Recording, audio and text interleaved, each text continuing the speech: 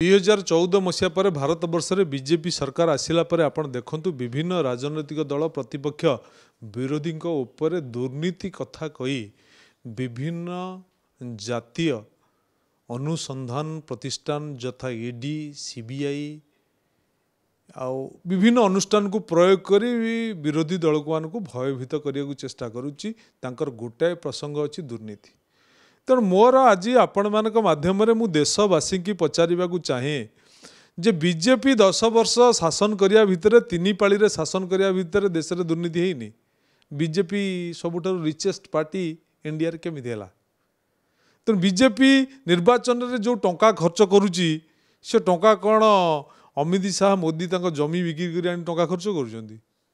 तेणु बीजेपी सरकार रे अच्छी निजे दुर्नीति करुची अन्य को दुर्नीति ना कहीकि दोष गोटे निर्वाचित अनुष्ठान को निर्वाचित व्यवस्था को से ध्वंस करुच्ची। तेणु ये हूँ बीजेपी कारनामा जोटी बीजेपी किसी बल पाइब नहीं बीजेपी दुर्नीति कथाटा उठेब।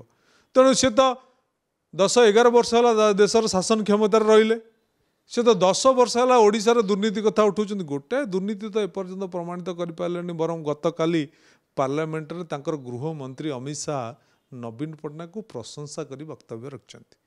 तेणु सिटी से प्रशंसा करुछन्ति इठी निंदा करुछन्ति इठी दुर्नीति कथा कहउछन्ति। ये जो डबल स्टैंडर्ड कथावार्ता जोटा बीजेपी दल रे अछि बीजेडी रे नाही।